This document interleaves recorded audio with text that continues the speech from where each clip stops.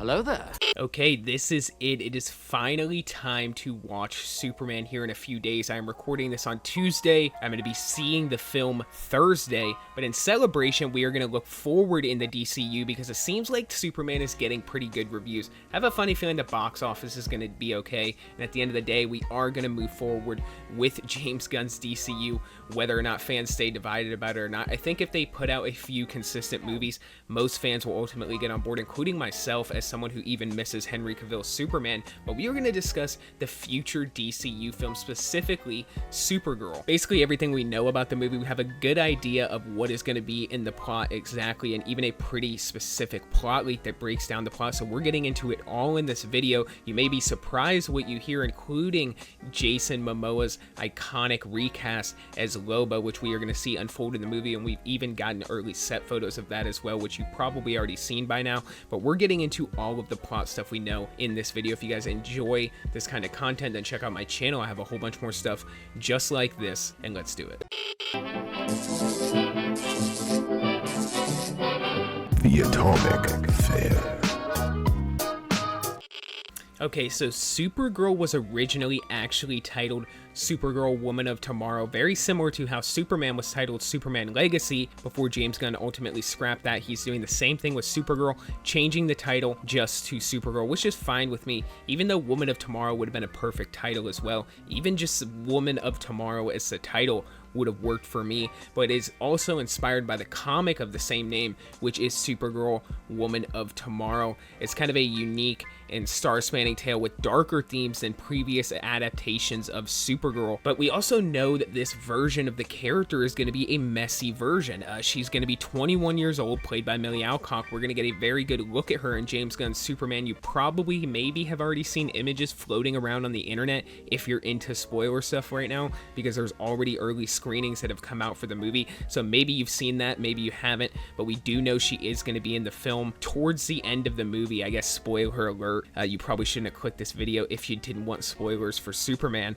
but we are discussing everything we know about Supergirl, including her inclusion in that Superman movie. We know that the story is going to start with Kara, being Zor-El, celebrating her 21st birthday while traveling across the galaxy with Krypto, the super dog. During this time, she's going to encounter a young alien named Ruth Marie Knoll, played by Eve Ridley. Ruth's father was killed by a violent warrior named Krem of the Yellow Hills, played by Matthias Schoenaerts. I don't know why when I make videos I'm forced to pronounce all kinds of names I can never pronounce. It's never Bob Smith. It's always some kind of crazy name like that I just can't pronounce. But together, Kara and Ruthus embark on a murderous quest for revenge across the cosmos. It kind of leads Supergirl down an unexpected path of self-discovery, and it kind of helps her understand a little bit of her origins as well. So we're going to get a good look at this character and what James Gunn is bringing to the table. We can kind of expect a somewhat goofy character similar to Superman. We already know kind of what is in store for that, but I'm hoping that we get some balance here, especially once we move towards Batman,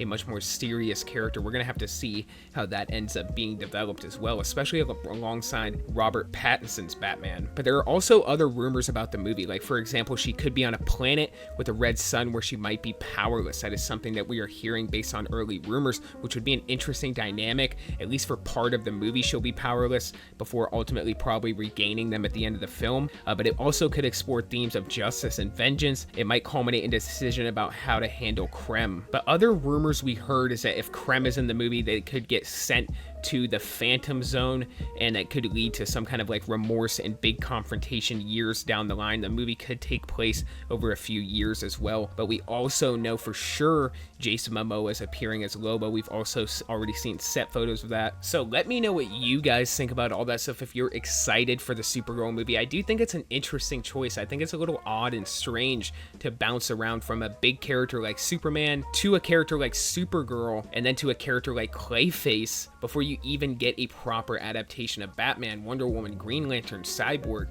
this version of maybe the Flash. Even though we just got a Flash movie, we could somehow see the Flash brung into another story. It's very interesting to be doing these offshoot characters and even like announcing movies like The Authority, which we now know probably isn't going to happen, but even announcing this kind of stuff before establishing your concrete A-list characters in the DCEU is definitely a little strange to me, but we're gonna have to see how it all unfolds. comment down below. Let me know what you guys think about this stuff, and let me know what you think about Supergirl and the early plot leaks we're hearing about the movie. And for this video, that is all I got. So until the next one, be safe and stay well. Bye-bye.